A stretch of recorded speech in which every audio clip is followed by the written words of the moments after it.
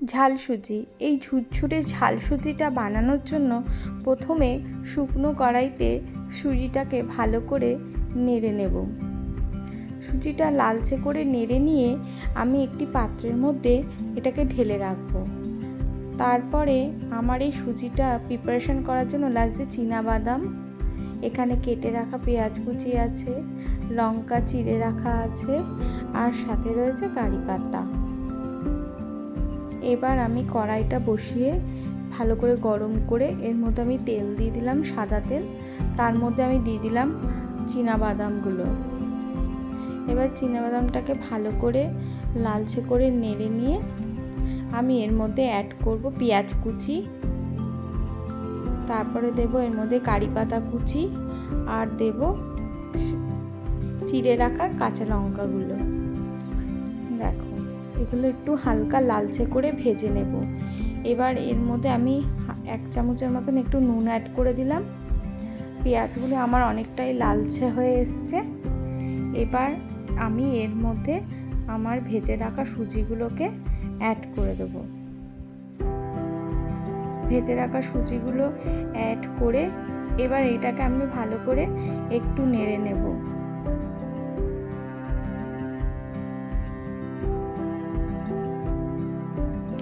আমি সুজিগুলোকে ভালো করে নেড়ে নিয়ে তারপরে এর মধ্যে আমি 1/2 কাপের মতো প্রথমে জল দেব, দিয়ে ভালো করে নেড়ে এবার আমি এটাকে ঢেকে রেখে দেব খানিকক্ষণ। এই ঝুরঝুরে ঝাল সুজিটা অনেকটা ভাপেই সেদ্ধ হবে এবং গ্যাসের স্টিমটাকে একটু কমিয়ে রাখতে হবে। দেখো, আমি এবার দেখছি আমার সুজিটা কতটা সেদ্ধ হয়েছে। তো নাড়াচাড়া করে দেখছি আমার সুজিটার জন্য আরেকটু জল লাগবে।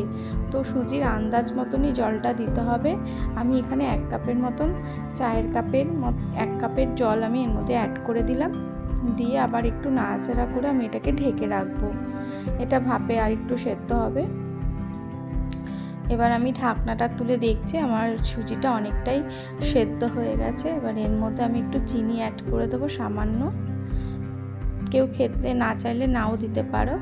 তো আমি এখানে সামান্য একটু চিনি অ্যাড করে দিয়েছি এবং এর মধ্যে একটু আলুও কুচি করে দেওয়া যায়। আমি এখানে আলুটা স্কিপ করেছি। তো আমি আর একটু নেড়ে নিলাম চিনিটা দেওয়ার পরে, দিয়ে আমি এবার একটু ঢেকে রেখে দেবো খানিকক্ষণ। গ্যাসটা আবার আমি একটু বন্ধ করে দেবো।